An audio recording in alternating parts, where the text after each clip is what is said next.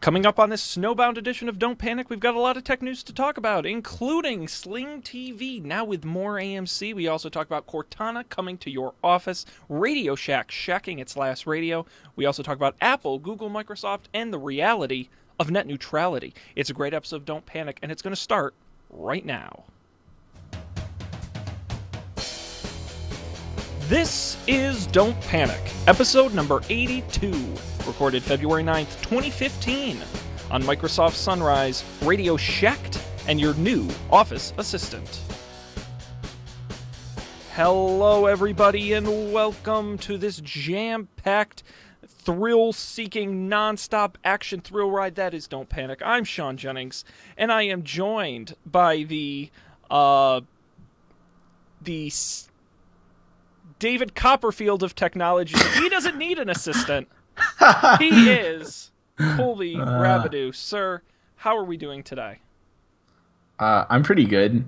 There's a lot of snow here. I didn't go to work today, and I also won't go tomorrow because there are no trains. With this much snow, Colby, you may never go back to work. Is your office still there? That's Are true. they sure?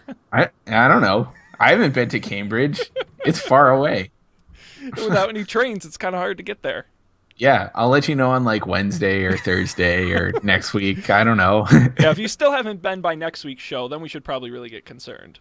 Yeah, definitely. Well, we don't have Dan this week. Dan is busy being awesome in Europe. That's Go true. figure. Didn't invite me. Did he invite you? Nope, me either. I mean, that's a little harsh. Dan party only, I guess. I know. Well, you know what? We're going to have our own party right here. Yeah, it's a don't panic. It's a Don't Panic party, and a Don't Panic party don't stop.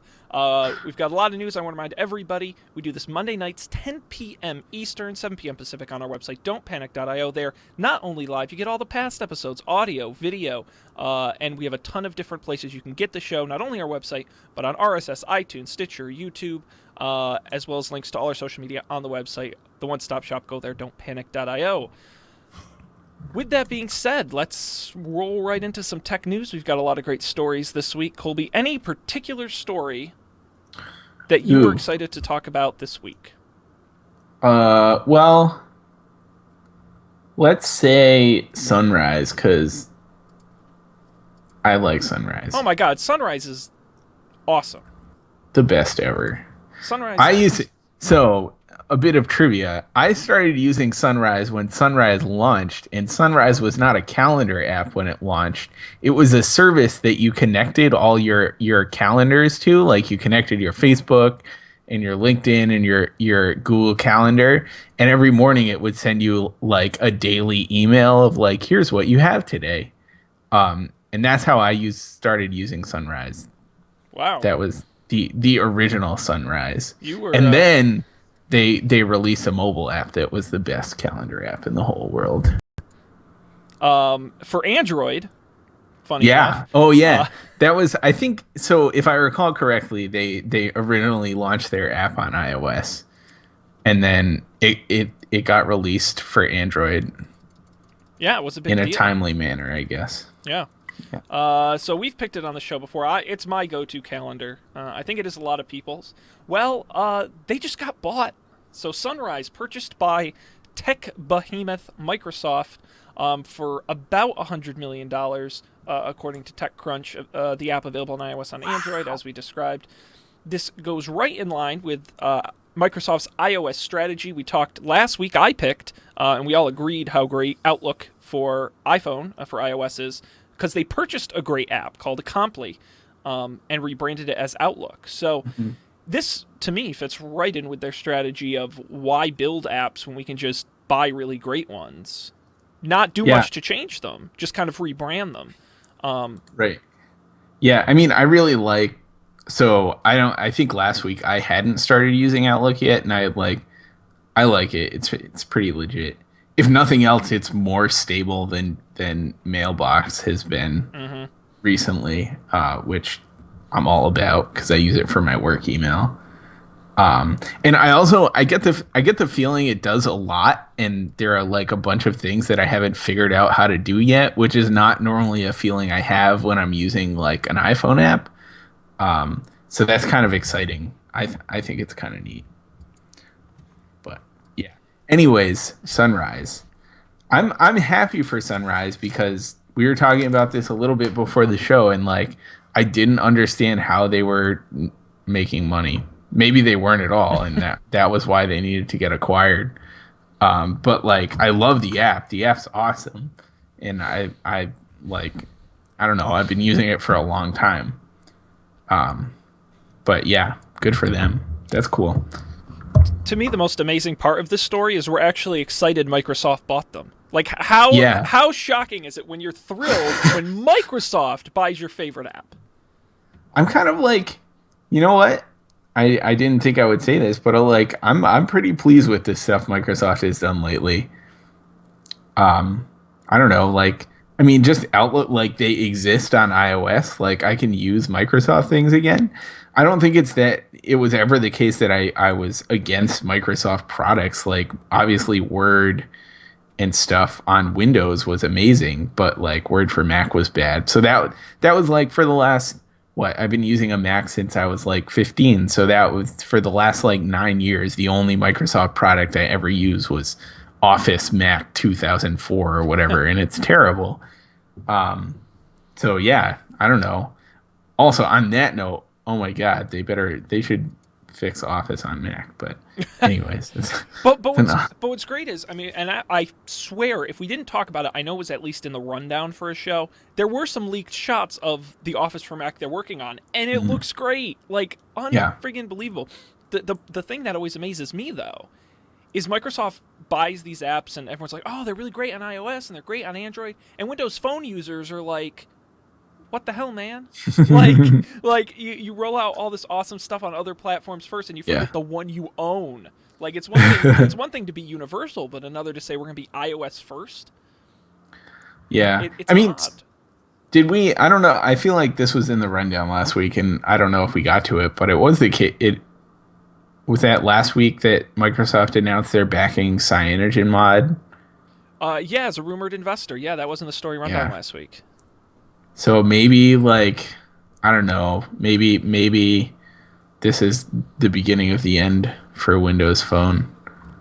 Yeah, I think. I mean, I could make all kinds of guesses about the strategy behind Windows Phone and all these things. My guess at this point was Microsoft probably would rather they not have it, but they've put so much time and energy and muscle Hmm. behind it, they can't abandon it. And the other thing, Windows Phone is having success in third world cheap phone markets. That's where they see most of their Interesting. penetration because Hmm. they give it away for cheap. People are kind of somewhat familiar with Microsoft in a way they aren't with Android. And Nokia Yeah. has already had a foothold in those markets for a long time. Right. So if Microsoft wants to say we'll put out our high-end stuff on iOS and Android, and we'll treat Windows Phone kind of as a cheap alternative giveaway for free, get people using Office 365 and Outlook and these services, and bring them in Xbox Music and bring them in that way. Hmm. That to me makes sense as a strategy. But if they're just going for a, well, we'll just have this phone thing and we'll occasionally update it when we get around to it, and maybe people will use it, maybe they won't. That sucks. That's kind of a garbage Yeah. strategy. So I don't know, Indeed. but I guess we'll good have to for us wait and see. iOS users, right? Yeah, More for that's us, true. and congratulations to Sunrise. That's a cool acquisition. High fives all around. All right. Next up in the rundown, let's talk about um. I don't see. This is why I put it on you guys because I never know what to pick. Why don't we talk Oh. about? Let's talk about net neutrality because it was a big story this week. I know we like I feel anyway like we beat this to death on the show. Yeah, Um, that's true. but there actually was news this week. Like there's no debate about it. This actually is a change. This is not could they or might they. This is will they, and they have. Mhm. The FCC has come out and recommended ISPs be reclassified under Title II of the Telecommunications Act, essentially enforcing net neutrality on internet service providers. We've talked about this on the show before. What exactly is Title II versus Title I, and all these things. But kind of just to super simplify it down, it just says that it's open access for everyone, and that information cannot be discriminated against. It cannot be locked out. It can't. There's a lot of rules that go behind it. The other really big piece of this is for the very first time, they're including wireless and wired broadband in the same deal. Now, you may remember a couple years ago when they had that big Spectrum auction, that they put wireless outside of net neutrality, and that's how AT&T and T-Mobile are allowed to do their things that they do. Well, this includes wireless no longer has to be net neutral, which is very interesting for the FCC to do. FCC compares it to AT&T back in the day when you used to have an AT&T telephone to plug into their network. Back in the 60s, and then they established open access rules under Title II and made it so any phone could plug into the phone network. So it's certainly interesting to see. This is just a proposal. It's going to be voted on February 26th, and we still don't know exactly how it will be implemented and what the details are. It's expected that will be published soon, but for now, the FCC has said we are going to recommend reclassifying it under Title II. Colby, what does this mean? I mean, I think it's good, right? That's a kind of an interesting story about. I didn't really like. I'm not familiar with the history of,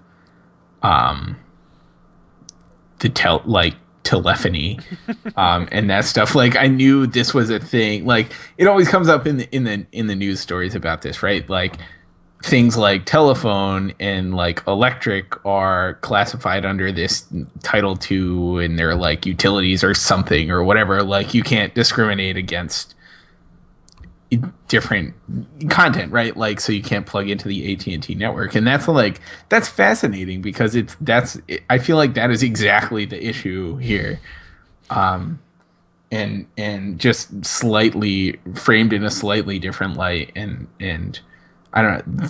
So that's kind of interesting. So like this has all happened before. But yeah, I think it's good. I mean, I know we talked a bunch about, like, we had some lengthy discussions on the ethics of like T-Mobile's music streaming for free stuff, and if that was okay versus something kind of in the other way around, like companies would have to pay to get, like, I don't know, something like that, to pay to get streamed for free or something. And I think we were all kind of back and forth on that stuff, but I think in general this is good. And if I have to go pay for my Spotify data, it's probably fine. Yeah. Also, I will note that it seems to be the case now that all the cellular companies are doing the like rollover data thing, which they used to do with like text messages and minutes. And I feel like that is a precursor to everyone having just unlimited data and it not mattering.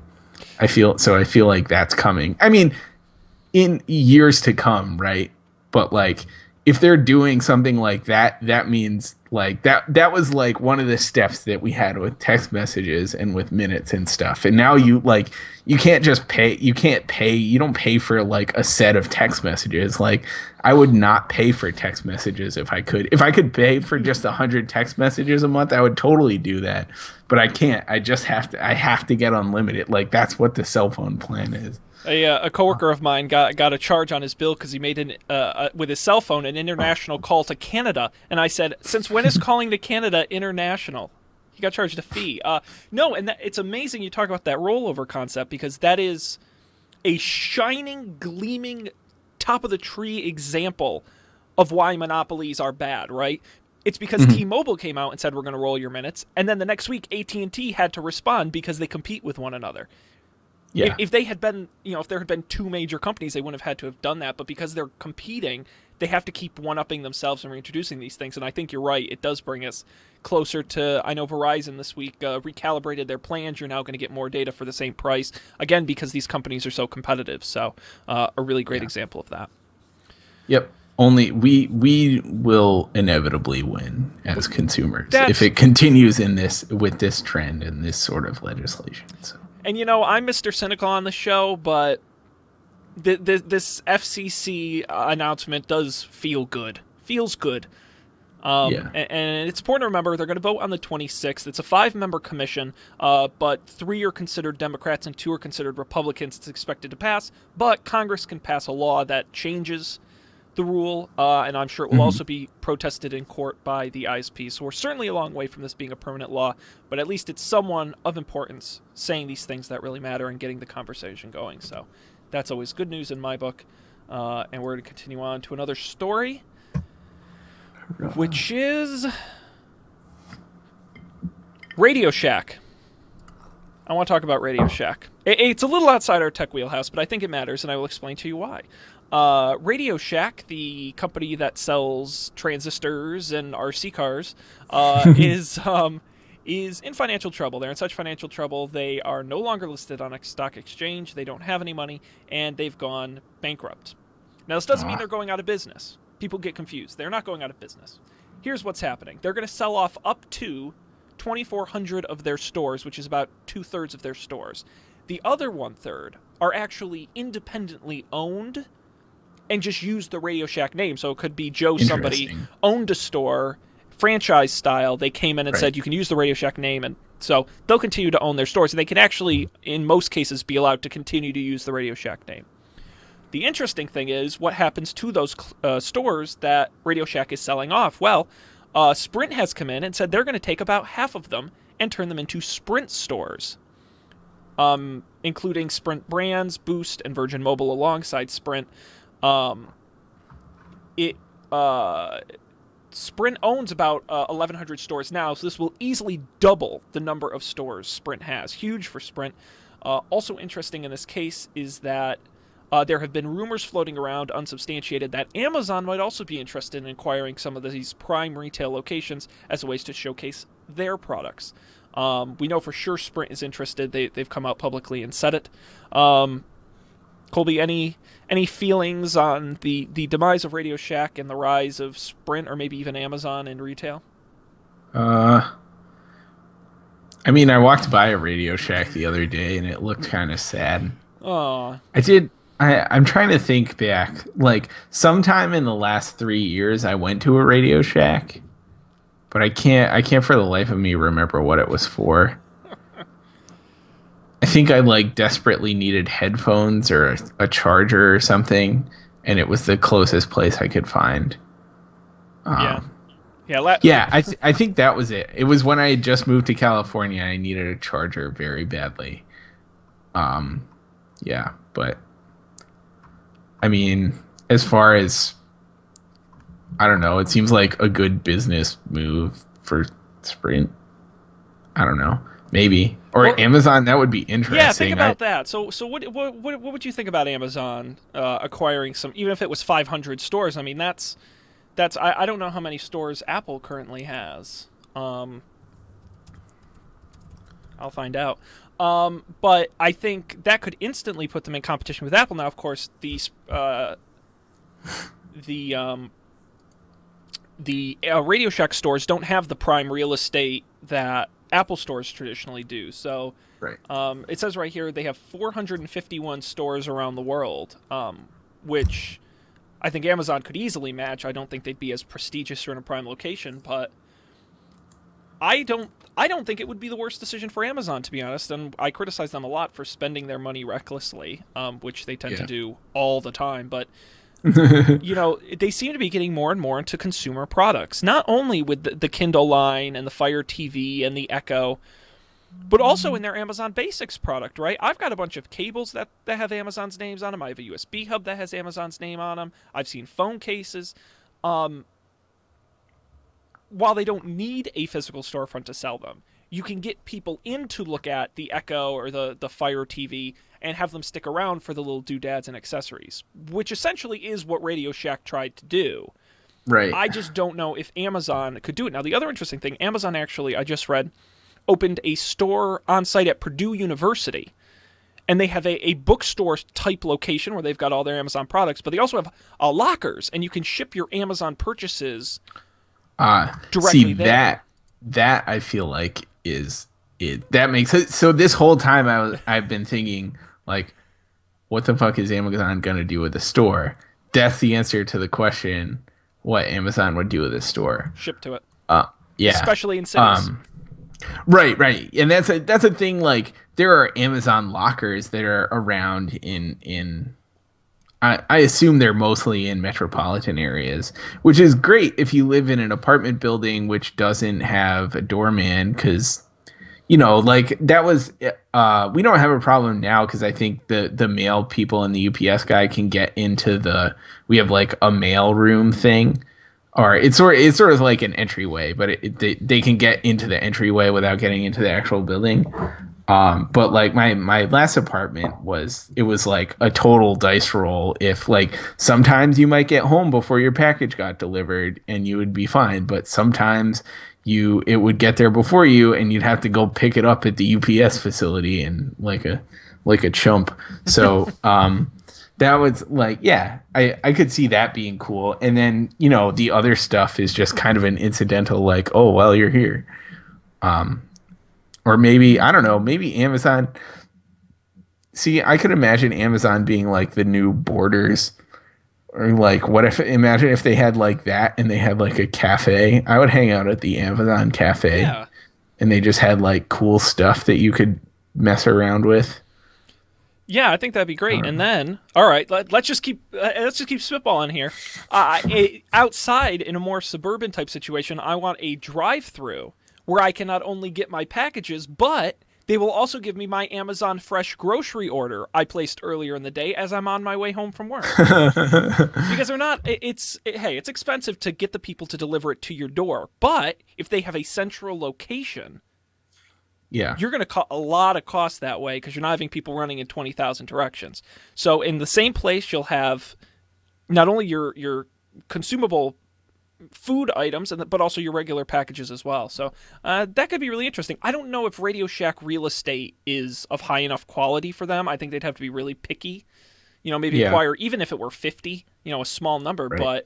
but it's rare this much real estate goes on sale at once for them to choose from. So Yeah. And I mean, I think there is like Radio Shack locations might not be glamorous like Apple Store. Like, obviously, there's not a Radio Shack in Grand Central Terminal, but at the same time, there is a Radio Shack on Market Street in San Francisco, and there's a Radio Shack on Mission Street. And like, I don't know if those are the Radio Shacks that they're going to be selling.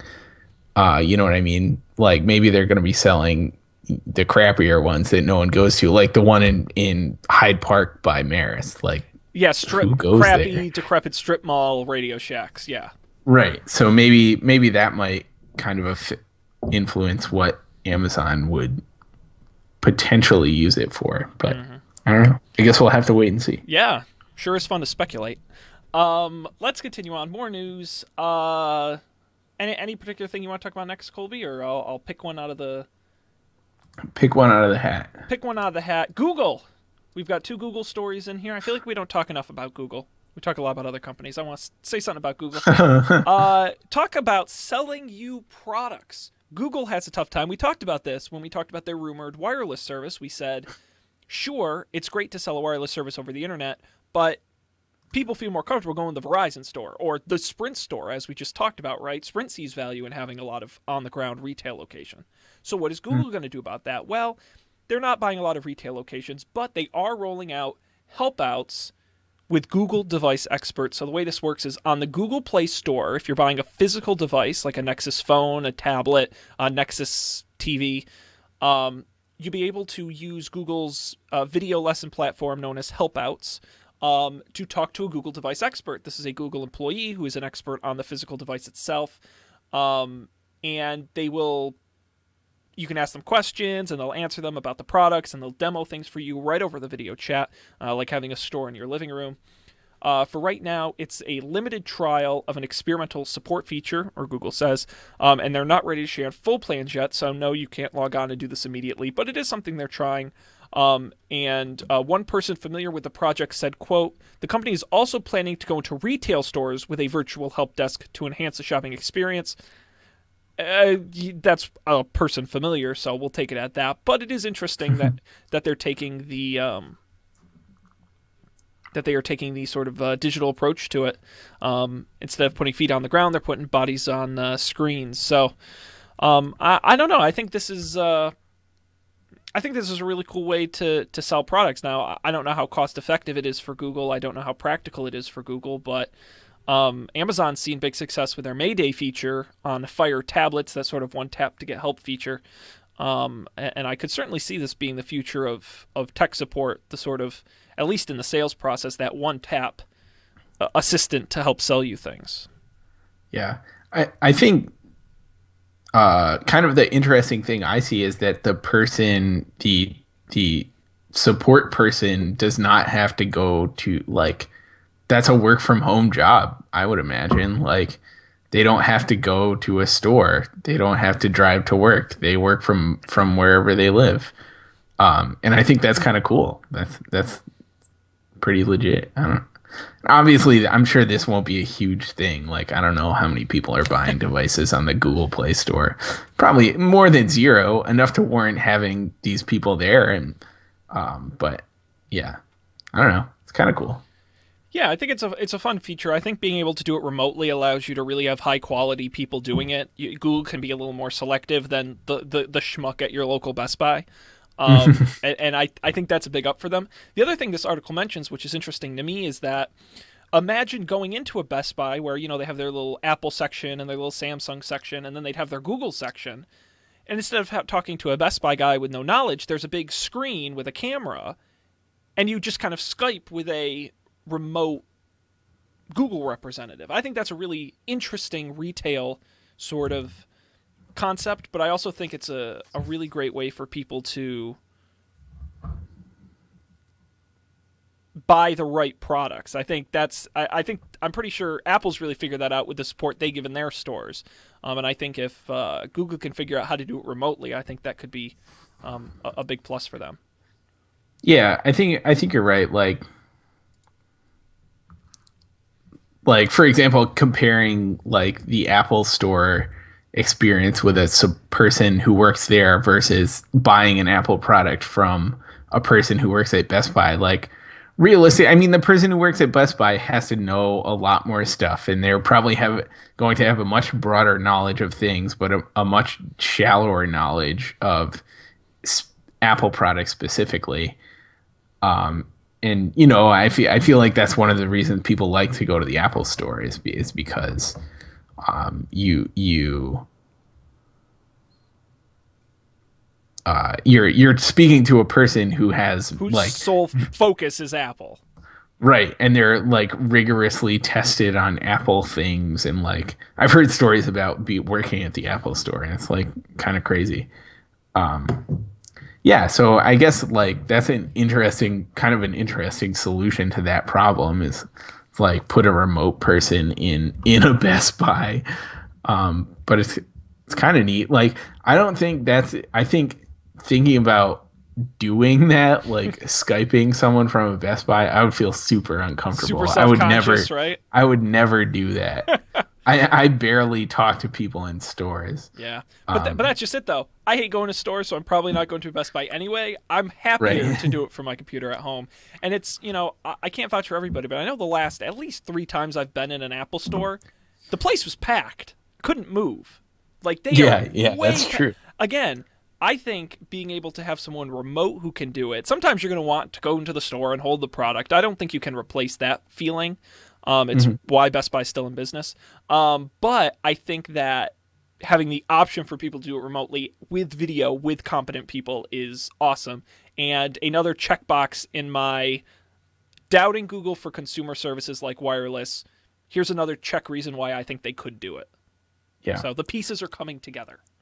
Yeah, I mean, it's also interesting. Like, if this sort of thing works, you're saving a ton of money on like having a store, right? I would imagine that is a non-zero, cost, and that's money that you could, just make in profit, or but also, put into shipping and put into like these employees, like. This sort of job. I don't think it's not like kind of a no skill job. It does require a certain amount of like knowledge knowledge and kind of like inclination towards like or interest in the product you're selling. Like you are trying to help people solve like problems and doing it with these devices. So it's kind of interesting. I guess we'll see how it goes. You betcha. Yeah. The one other piece of Google news, and this is kind of a quickie, you may have noticed over the last couple years that when you search on Google, It's often difficult to get tweets in your results, even if you specifically say tweets or you do things like that. They didn't always come up very well in Google results. Well, that's because a couple of years ago, Twitter stopped allowing Google to access the raw data behind its service and instead forcing it to actively crawl it like it does most websites, which works on a static web page but is very difficult when you're having millions of tweets a minute. So Bloomberg says, citing sources, that the two companies just finished a deal that gives Google full access to Twitter's what's known as the fire hose of tweets. This means that Google no longer need to crawl Twitter and will instead put much better, much more accurate tweets in your search results on Google. That's pretty interesting. I know that was kind of a big thing with Facebook at one point. Like, they got kind of, I don't know, Facebook and Google, there was some tension there over like Google was crawling things that they didn't want them to crawl, and even though they had like kind of told them to stop, they were, I don't know. And then Facebook just like shut it down totally or something. So like, I don't think, I guess Facebook does, to some extent, Facebook profiles come up in Google search results, but I think it's probably more limited than it could be. But that's I feel like it's less applicable. Like Facebook, it's sort of, there are privacy implications and la-di-da. But with Twitter, like, you know, unless you have a private account, which still confuses me, you know, I think it makes a lot of sense. So that's cool. Yeah, for me, this tells me two things. One, many years ago, Twitter used to be kind of open to anybody. I could build a Twitter app, you could build a Twitter app, anyone could build a Twitter app. And then one day, Twitter decided, you know what, we're not going to do that. If you have any more than 10,000 tokened users, you have to start paying us or be an official partner or whatever the process is. And squeezed out a lot of Twitter apps. And you notice there aren't nearly as many as they used to be because they wanted people to use their official Twitter apps. And then there was some thought that it was because that was back with the fail whale and they were having resource issues, so they started to limit those things. This tells me maybe they're starting to get ready to turn that back on. And as a user, we talk about net neutrality, I'm all about open access. So I want more new innovative Twitter clients. I want more cool new ways to use Twitter data. And if they're going to start being more friendly and turning this data on, I think that's great. I know the job I work at, we pay a good amount of money to get a social media research tool that gives us Firehose access. And for everyone to have it for free via Google is very fascinating. Yeah. I wonder, like, if Google is, like, paying Twitter for... I mean, I feel like in the not so recent past, or maybe still now, Twitter was kind of having, like, monetization problems. So, you know, maybe selling to a company with a big bankroll like Google can help them out there. So yeah, Twitter's selling your data to Google sometimes. Yeah. Hey, listen, I'll tell you, there are lots of companies out there that already have that access. Google's just letting you have it for free. That's the big news flash here. And you know, hey, it's good to see companies work together. Everyone's getting along. It's good news, people. All right, let's continue on. We've got more news. Colby, I'll give you a choice. We can talk about a Cortana in Office, Apple's new things, or Sling TV. Essentially, the three stories we haven't talked about. I don't understand Cortana's new thing. Can we talk about that so I can understand it? Sure. It's relatively straightforward, I promise. The implication was Clippy's back. Right, remember Clippy? Yeah. I see you're writing a business letter. Would you like some help? Everyone loved Clippy, and as soon as people heard there's going to be an assistant, what's known as a work assistant in Office, people immediately jumped to the conclusion that Clippy's back.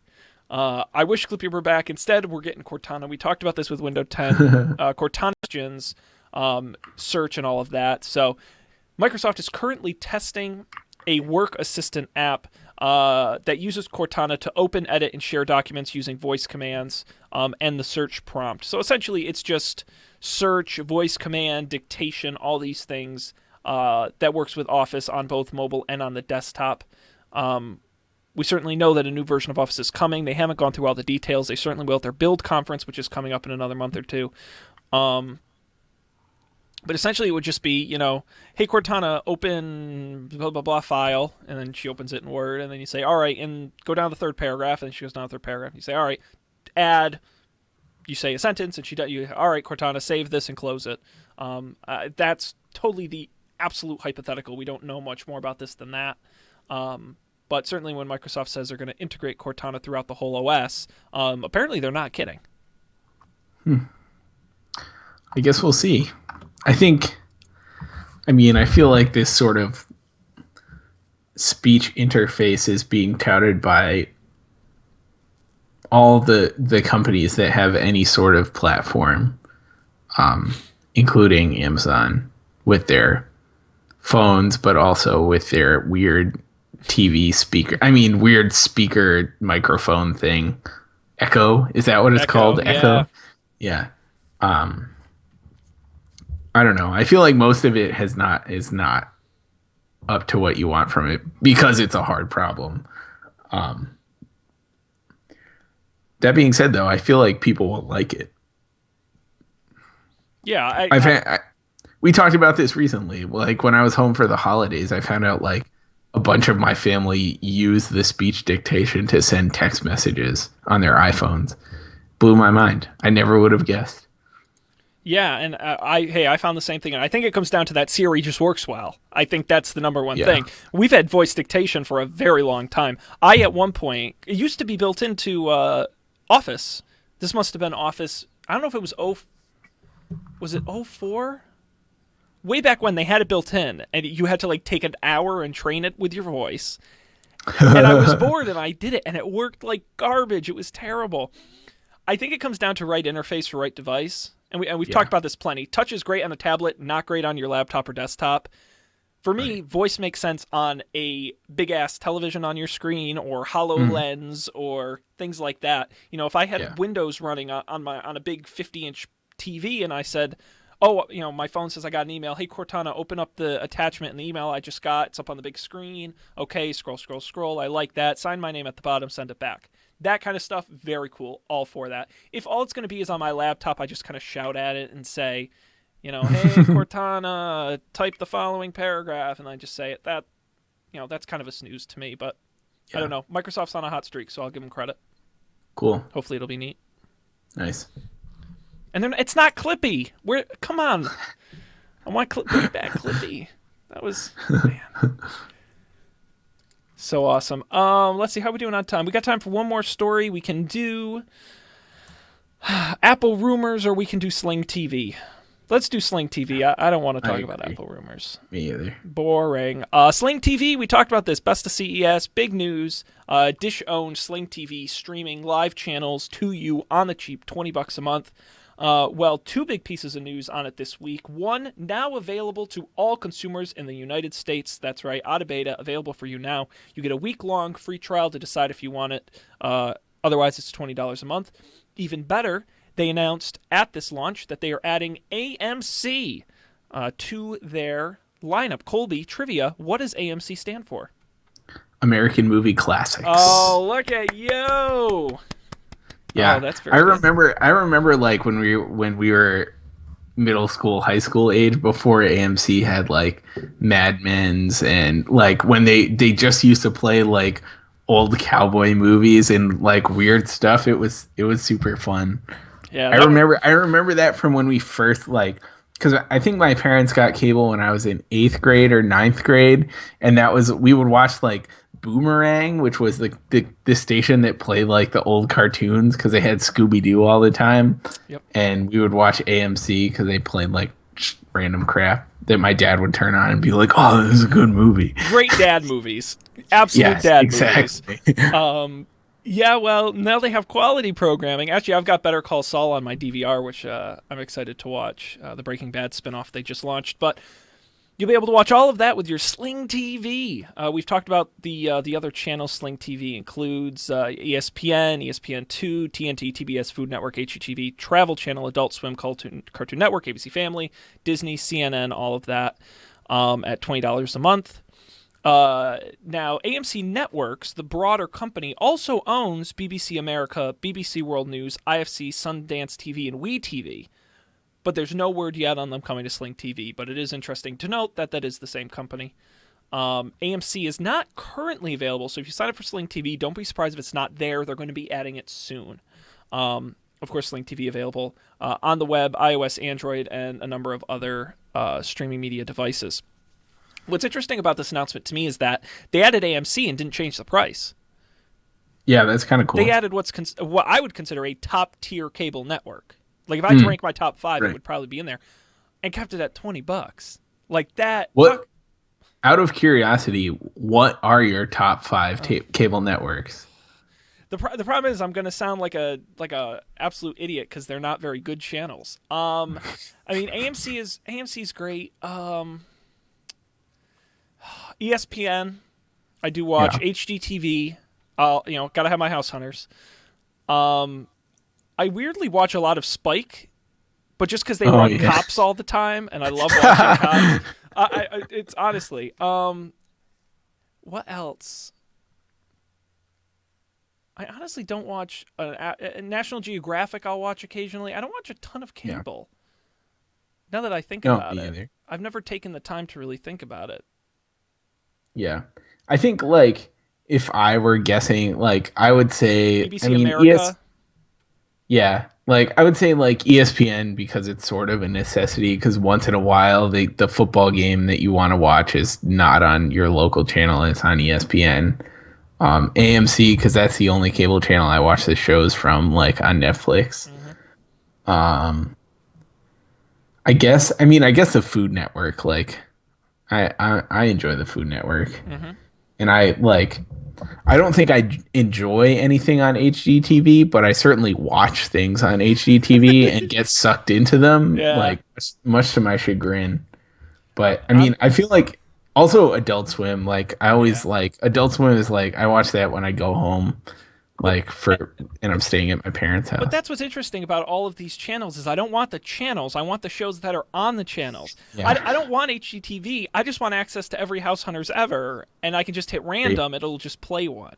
Oh my God, I would pay so much for that service. I would easily plunk down $5 a month for just a random button on House Hunters. But it's outside of ESPN and CNN. Those are really the only 2 channels I really feel like I absolutely need to watch live. Yeah. Oh, yeah. That's just because they're essentially news. But I mean, like for this, I think.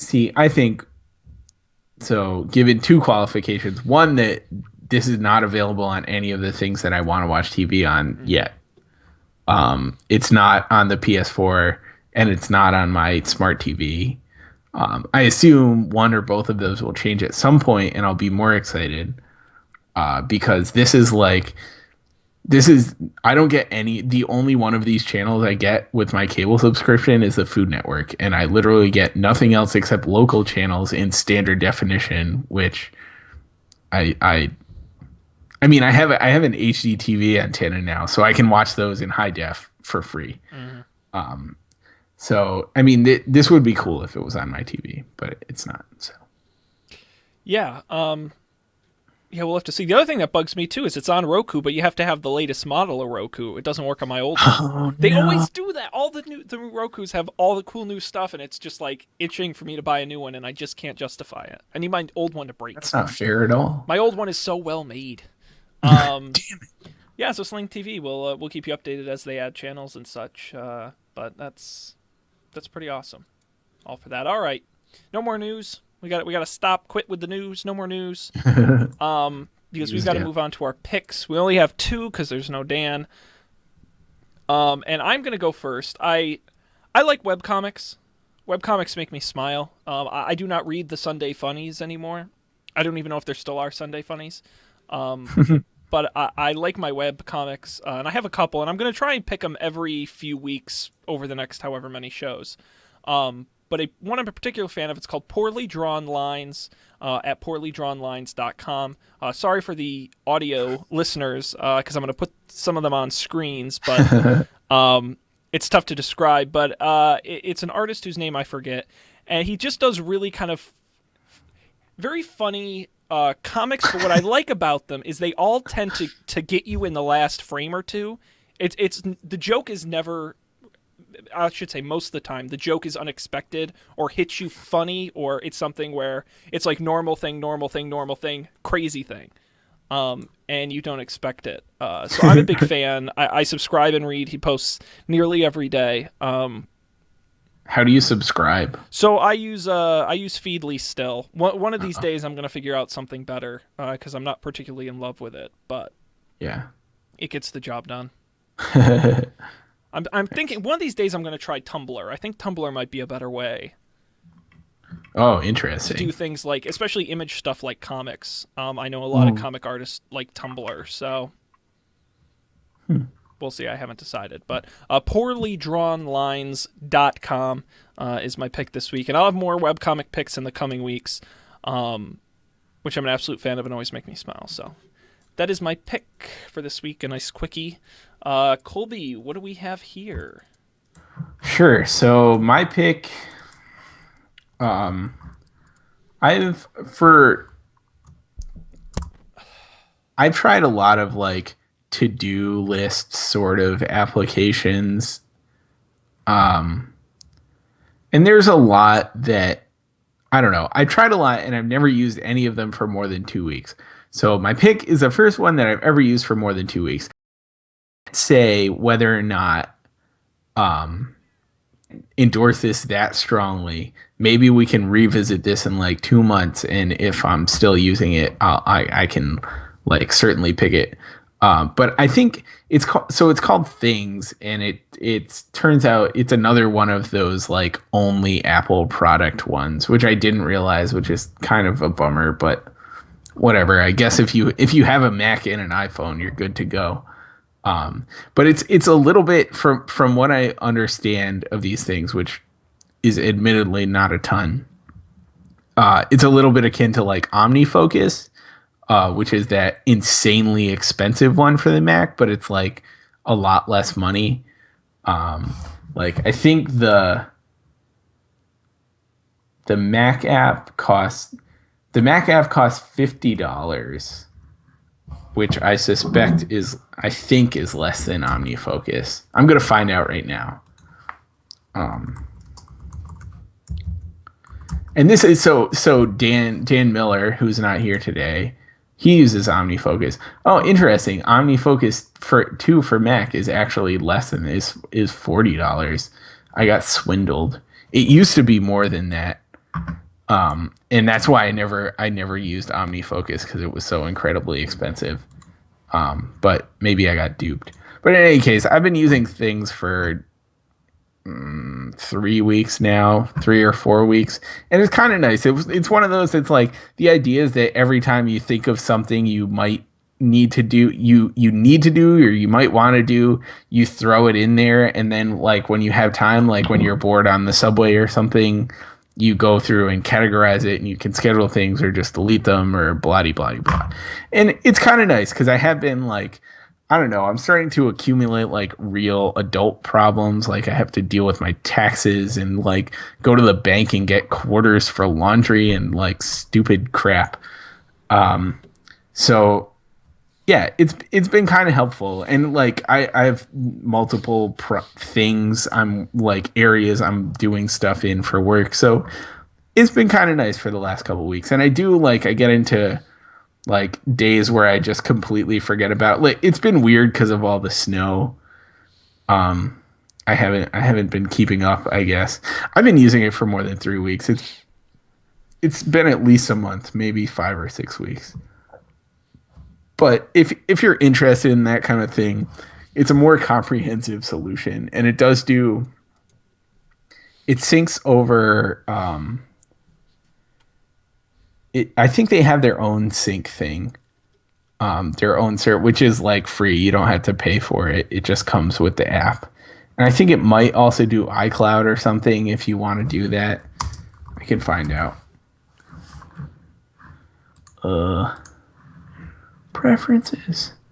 No, I guess they have the Things cloud. So it'll sync between your phone and your computer or whatever, but it's kind of cool. I don't know if it's cool. It's kind of useful if you're into that sort of thing. So like, it works. I'm not sure if it's worth the price tag, but it might be. So give it a try if you're into it. Cool. Yeah, available Yep. in the Mac App Store now. $49.99. Apple considered it one of their essential apps. So I would recommend, like, I will say I would recommend, if you want to try it on your phone first, because the phone version is less expensive than the Mac version. And they I do don't have a know. free trial for desktop if you go to their website, culturedcode.com/things. Cool. So you can give that a shot. Another shining example of why I'm so jealous of all the beautiful Mac desktop apps, which us Windows users just don't get. We get shareware from 10 years ago. Yeah. Oh yeah. The iPhone one is $9.99. So $9.99. much more reasonable than the desktop one. And we'll have to make sure, Colby, we come back and see if you're still using it. I should set a to do to remind me in like a month. To mention it again. Yeah, hey, I don't think I've ever used a to-do app for more than 2 or 3 weeks because I just go back to pen and paper, which isn't good either, but Well, see, that's the thing. Like, I never use pen and paper. That's not a thing that I'm going to use. And I don't know. I guess until this point, like, I hadn't really hit a point where I couldn't manage everything in my head.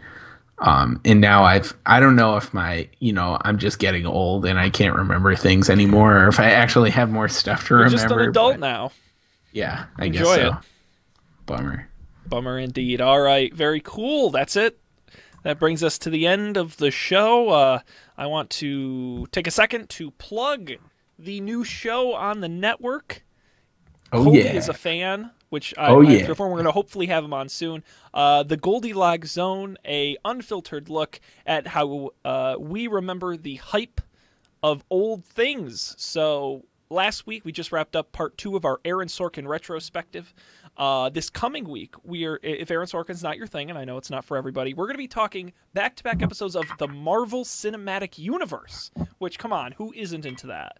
And we're going to give a good look at which were the best movies, which were the worst movies, and is the Marvel Cinematic Universe overhyped? Because let's be honest, it is hyped beyond belief. That's true. Is it overhyped? We're going to find out. GoldilocksShow.com is the website. I'd appreciate everyone going there, checking it out. Just give it a try, see if you like it. I'm really proud of the show. Matt makes a great co-host. It's a lot of fun. GoldilocksShow.com, Goldilocks Show on Twitter as well. Check that out. Colby, we have a problem. What? Well, next week, Dan's not going to be here. Oh, and I'm also not going to be here. That's the other part of the problem, Colby. You're also not going to be here.